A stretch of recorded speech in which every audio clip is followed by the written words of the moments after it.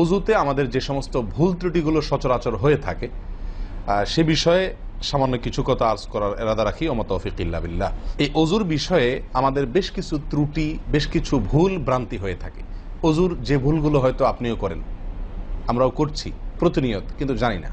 তো সেগুলো নিয়ে আমরা সংক্ষেপে আলোচনা করব। নবী সাল্লাল্লাহু আলাইহি সাল্লাম বুখারী মুসলিমের হাদিসে আসছে, তিনি বলেছেন, লা তুকবালু সালাতুন বিগাইরি তাহুরিন, পবিত্রতা ছাড়া কোনো সালাত কবুল হবে না। কোনো সালাত আল্লাহর কাছে অ্যাকসেপ্টেড, গ্রহণযোগ্য হবে না কি ছাড়া? তাহারাত ছাড়া, অজু ছাড়া। মুসলিম বর্ণিত হাদিসে আসছে, নবী সাল্লাল্লাহু আলাইহি সাল্লাম বলেছেন, যে ব্যক্তি পরিপূর্ণভাবে অজু করবে, পরিপূর্ণভাবে অজু করবে, ভালোভাবে অজু করবে, এবং অজুর শেষে কালিমাতুশ শাহাদা যেটা আছে, আশহাদু আল্লা ইলাহা ইল্লাল্লাহু ওয়াহদাহু লা শারীকা লাহু ওয়া আশহাদু আন্না মুহাম্মাদান আবদুহু ওয়া রাসূলুহু, এই কালিমায়ে শাহাদা পাঠ করবে অজুর শেষে, এই ব্যক্তির জন্য আল্লাহ সুবহানাহু ওয়া তাআলা জান্নাতের সমস্ত দুয়ার খুলে দিবেন। প্রিয় ভাইরা, এখন আসি আমরা অজুতে কি ভুলগুলো আমাদের এমন হয় যেগুলোর কারণে আমাদের অজুর পূর্ণতা নষ্ট হতে পারে। তার ভিতরে এক নম্বরের ভুল হলো, যেটি আমাদের হয়ে থাকে অজুর ক্ষেত্রে অনেকেরই, সেটা হলো বিসমিল্লাহ পাঠ না করা। অজুর শুরুতে কি পাঠ করতে হয়? বিসমিল্লাহ। আপনি যখন হাত ধুয়ে অজু শুরু করবেন, দুই হাতের কবজি দুই হাতে অজু শুরু করবেন না, প্রথম কাজ, তার আগে আপনি কি করবেন? বিসমিল্লাহ। বিসমিল্লাহ বলে হাত ধুয়ে তারপর অজু শুরু করবেন। বহু লোক আছি আমরা, অজুখানায় ওই গল্প করতেছি, আড্ডা মারতেছি, কথাবার্তা বলতেছি, এই বলতে বলতে অজু শুরু করে দিছি। তাহলে বিসমিল্লাহ কখন পড়তেছি? বিসমিল্লাহটা অনেক সময় অমনোযোগিতার কারণে, অবহেলার কারণে, অন্যমনস্কতার কারণে বিসমিল্লাহটা অনেক সময় আমরা বলতে ভুলে যাই। অথচ এই বিসমিল্লাহ পাঠ করা অজু শুরুতে অনেক বিশেষজ্ঞ আলেমের মতে ফরজ। অনেকে বলেন বিসমিল্লাহ পাঠ না করলে অজুই হবে না, আপনি যদি ভুলে বাদ দেন অজু হলো না। যদিও সংখ্যাগরিষ্ঠ ওলামাদের মতে এটা না, তাদের মতে বিসমিল্লাহ পাঠ করা এটা অজুর সুন্নাহ। এটা হলো অজুর কি? সুন্নাহ। এটা আপনি যদি বিসমিল্লাহ বলে যদি অজু শুরু করেন, তাহলে অজুটার ভিতরে পূর্ণাঙ্গতা আসলো। দ্বিতীয় যে ভুলটি হয় ভাই, 100-99 জনের বলবো, তার চেয়ে বেশি হতে পারে, হাজারের ভিতরে 10 জন মানুষের হয় কিনা আমার সন্দেহ আছে এই কাজটা সঠিকভাবে করতে পারি না। সেটা হলো অজুর সময় মিসওয়াক করা। অজুর সময় কি করা ভাই? মিসওয়াক করা। এটি এত গুরুত্বপূর্ণ সুন্নাত যে নবী সাল্লাল্লাহু আলাইহি ওয়াসাল্লাম বলেছেন, বুখারীর হাদিস, লাউলা আন আশুক্কা আলা উম্মতি লা আমারতুহুম বিসওয়াকি ইনদা কুল্লি ওযু। বুখারীর হাদিস। নবী সাল্লাল্লাহু আলাইহি ওয়াসাল্লাম বলেন, আমার উম্মতের জন্য যদি কঠিন না হতো, তাদের জন্য কষ্টের কারণ না হতো, তাহলে আমি তাদেরকে বাধ্যতামূলক করে দিতাম, ফরজ করে দিতাম কি? প্রত্যেক অজুর সময় মেসওয়াক করা। হাদিস থেকে, তার বক্তব্য থেকে বোঝা যায় যে অজুর সময় মেসওয়াকের গুরুত্ব তার কাছে কত বেশি ছিল। 3 নম্বর যে ভুলটা আমাদের হয়ে থাকে সেটা হলো কুলির মধ্যে। দেখেন প্রত্যেকটা কাজেই, কিন্তু আমি একটা একটা করে আপনার দেখাচ্ছি অজুর প্রত্যেকটা কাজে আমাদের ত্রুটিগুলো হয় কিভাবে। দেখেন, কুলির সময় ভুল হয়। কি ভুল হয়? কুলিটা যেভাবে করার কথা সেভাবে আমরা করি না। হাদিসে কুলির বিষয়ে নির্দেশ এসছে, সেটাকে বলা হয়েছে মদমাদা। মদমাদা আরবি শব্দ, এটার বাংলা অর্থ হয় কুলি করা বা কুলকুচি করা বা কুলকুচা করা। এই কুলি বা কুলকুচা এটা হলো মুখের ভিতরে আপনি হাতের কষে করে পানি নিয়ে মুখে নাড়বেন, এরপরে ফেলবেন, আবার হাতে নিবেন, কিছু সময় নাড়বেন, 1 সেকেন্ড হোক 2 সেকেন্ড হোক, এরপরে ফেলবেন। এটা হলো কুলি বা কুলকুচা। আমরা বেশিরভাগ সময় এরকম করি আলহামদুলিল্লাহ। যখন ব্যস্ত থাকি, যখন হুলস্থুল থাকে, কোনো সময় কোনো কাজের তাড়া থাকে, তখন অনেক সময় আমরা কি করি? হয় কি না হয় না? মুখে নিলাম আর ঢাললাম, মুখে নিলাম আর ঢাললাম। আমি জানি না আপনাদের হয় কিনা এরকম। আমি দেখছি এরকম অনেক সময় হয়। আপনারা একমত কিনা? নিলাম মানে ব্যস্ততার কারণে, হয়তো জামাত শেষ হয়ে যাচ্ছে বা অন্য কোনো কারণ আছে, অথবা দেরিতে আসছি, তো তখন মুখের ভিতর নেওয়াও আর ফেলাও, এতে কলি হবে না। নাম্বার 4, নাকে পানি দেওয়া। দেখেন একটা একটা করে দেখেন, প্রত্যেকটাতে ত্রুটি আছে। আল্লাহুল মুস্তাআন। নাকে পানি দেওয়া, নাকে পানি দেওয়ার যে নির্দেশ আসছে হাদিসে, এটাকে বলা হয় ইস্তেনশাক। ইস্তেনশাক শব্দের মূল অর্থ হলো পানি টানা, নাকে পানি টানা। আমরা নাকে পানি টানি না, দেইও না। একটা হলো দেওয়া, একটা হলো ছিটানো, আর একটা হলো টানা। টানা হলো এ ক্লাসের অজুতে নাকে পানি টানবেন, বি ক্লাসের অজুতে নাকে পানি দিবেন, থার্ড ক্লাসের অজুতে নাকে পানি ছিটাবেন। আমি কি বুঝতে পারছি? তো আমরা বেশিরভাগ লোক থার্ড ক্লাসের উজু, সারা জীবন থার্ড ক্লাসের উজু করি। আপনি থার্ড ক্লাসের উজু করে আপনি জান্নাতে যাবেন? ফার্স্ট ক্লাসে থাকেও তো যাইতে কঠিন হয়ে যায়। আপনি থার্ড ক্লাসের উজু করে কিভাবে আপনি সালাতের ইয়ে খুলবেন, তালা খুলবেন, কিভাবে আপনি জান্নাতে যাবেন? অতএব ভাই, এই নাকে পানি দেওয়ার বিষয়ে সাবধান থাকতে হবে। দেখুন, নিয়ম হলো আপনি হাতের কোষে পানি নিয়ে নাকে ধরলেন, নাকে ধরে হালকা কি করবেন, টান দিবেন, হালকা টান দিবেন, হালকা টান। কারণ একটু জোরে টান হয়ে গেলে সেটা কি হয়ে যাবে, নাকের তালুতে উঠবে, আপনার কষ্টের কারণ হবে। শরীয়ত আপনাকে কষ্ট দিতে চায় না, শরীয়ত আপনাকে কষ্ট দিতে চায় না। আল্লাহ সুবহানাহু ওয়া তাআলা চান না আমরা কোনো কষ্টে নিপতিত হই। অতএব আমি এমন জোরে টান দেবো না যে নাকের তালুতে উঠে, কিন্তু হালকা একটু টান দেবো যাতে করে অন্তত সামান্য একটু ভেতরে পানিটা যায়। নাকে পানি দেওয়ার উদ্দেশ্য আর কুলি করার উদ্দেশ্য এক। নাকে পানি দেওয়ার উদ্দেশ্য হলো নাকের ভেতরের যে ময়লাগুলা, ধারে কাছে যে ময়লাগুলা আছে, এগুলো যেন পরিষ্কার হয়ে যায়। আল্লাহর দরবারে দাঁড়াবো পরিচ্ছন্ন হয়ে, পবিত্র হয়ে। হ্যাঁ, এই জন্য নাকে পানি দেওয়ার নির্দেশ আছে। এখন আপনি যদি নাকে পানি কোষ নিয়ে ধরে একটু হালকা টান দেন, তাহলে ভিতরে কিছুটা পানি যাবে কি যাবে না, এটা আপনাকে করতে হবে। নাম্বার 2, এটা যদি আপনি করতে কষ্ট হয়, টান দিলে, আপনি আস্তে টান দিলেও উপরে উঠে যায়, তো দরকার নেই। তাহলে আপনি কি করেন, নাকে পানি দেন। নাকে পানি কিভাবে দিবেন, নাকটাকে অন্তত পানির মধ্যে কি করে রাখেন, চুবাই রাখেন, 1 সেকেন্ড চুবাই রাখেন, কিছু দূর পানি যাবে কিনা। আমি কি বুঝাতে পারছি?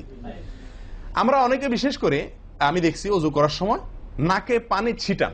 কিভাবে পানি ছিটান, ওই যে কষে করে পানি নিয়ে, লক্ষ্য করছেন আপনারা, এভাবে নিয়ে এরকম মারে পানিটা, এরকম মারলে সেটা কি হলো, ছিটানো হলো। হাদিসে যে ইস্তেনশাকের কথা বলা হয়েছে সেটা হলো না। আপনি সারা জীবন ওযু করলেন, অথচ আপনার কখনো নাকে পানি দেওয়ার সুন্নাহটি আদায় হলো না। সারা জীবন, আজীবন আপনার ওযুটি হয়ে গেল সুন্নাহ ছাড়া। আরেকটি ভুল ভাই, নাকে পানি দেওয়া একটা আমল, নাক ঝাড়া আরেকটা আমল। নাকে পানি দেওয়া এটা একটা নির্দেশ, আর নাক ঝাড়া আরেকটা নির্দেশ। আমি কি বুঝাতে পারছি? কুলি করা একটা আমল, হাত ধোয়া একটা আমল, হাতের কবজি পর্যন্ত 2 হাতের বিসমিল্লাহ বলা, তারপর তো এটা আছেই। এরপরে মেসওয়াক করা একটা আমল, কুলি করা আরেকটা সুন্নাহ, কুলির পরে নাকে পানি দেওয়া বা নাক দিয়া পানি টানা আরেকটা আমল, এরপরে নাক ঝাড়া আরেকটা আমল।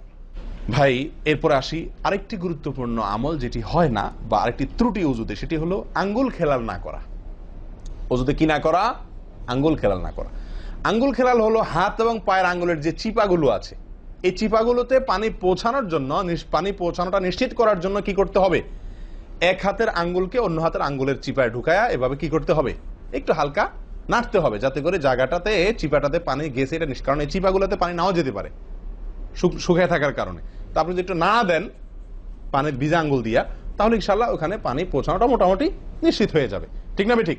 পায়ের আঙ্গুল কিভাবে করবেন, পায়ের আঙ্গুল তো আর এক আঙ্গুল অন্য পায়ের আঙ্গুল ঢুকাতে পারবেন না। সেটা করবেন হলো, অন্য হাদিসে আসছে, এই যে কোনোই আঙ্গুল আছে না, কোনোই আঙ্গুল দিয়া সব চিপাগুলোতে কি করবেন, ঘষা দিবেন।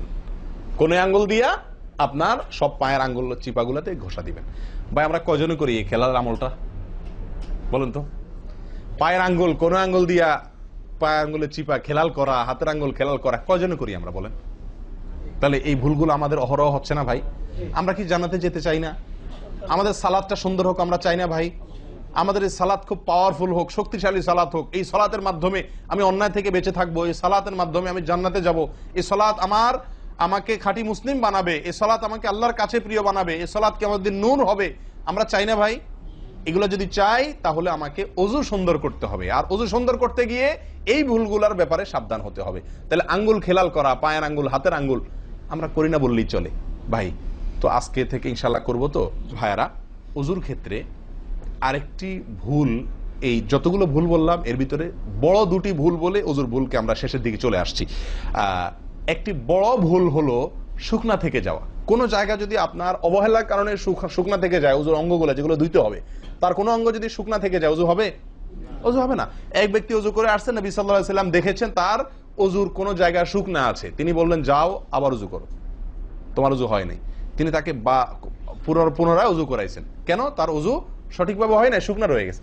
অনেক সময় দেখা যায় আমাদের অনেক ভাই ওযু করেন, ওযু করলে বেশ কিছু জায়গা, বিশেষ করে যে কোন জায়গাটা, এই জায়গাটা দেখা যায় শুকনা থাকে, এই যে কানের লতির এই যে জায়গাটা, এখানে দেখা যায় একটু কি থাকে, শুকনা থাকে, কপালের দিকে দেখা যায় শুকনা থাকে। এই জায়গাগুলো অনেক সময় দেখা যায়, বহু লোককে দেখা যায় ওযু করে আসছে, এখানে শুকনা, এখানে শুকনা, পায়ের গোড়ালি, গিরা, এই জায়গাগুলোতে সুখ না। কারণ হলো ওই যে অবহেলা করে উজু করছে, কোন রকম উজু করছে, উজুটা যেভাবে করা দরকার সেভাবে করে নাই।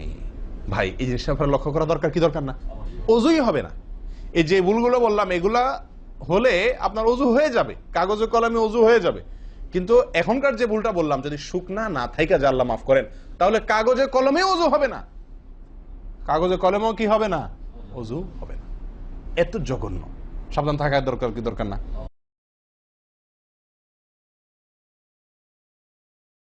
আমি আমার শৈশবে আমার মায়ের সে কান্না এখনো মনে হয় আমার কানে ভাসে। যখন মাদ্রাসায় যেতাম মা কাঁদতে থাকতেন, যখন বাসায় আসতাম, বাড়িতে আসতাম, নামাজের বিছানা মা কাঁদতে থাকতেন। আমার বাবার বহু কান্না এখনো কানে ভাসে।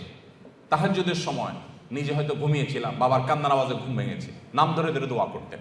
তো সন্তানদের জন্য বাবা মার দোয়া অনেক গুরুত্বপূর্ণ। মনে রাখবেন, সন্তান যদি অমানুষ হয় তার ডিসক্রেডিট আপনার, সন্তান যদি মানুষ হয় তার ক্রেডিটও আপনার। আমাদের সবচাইতে দামি সম্পদ, সবচাইতে দামি অ্যাসেট হলো আমাদের সন্তানগণ। আমরা যে সমস্ত সম্পত্তি গড়ে তুলি, জমি জমা, টাকা পয়সা, সেগুলো সব আমাদের এই সম্পদের জন্য, অর্থাৎ সন্তানদের জন্যই আমরা করি। অতএব তারাই হলো আমাদের সবচাইতে মূল্যবান সম্পদ।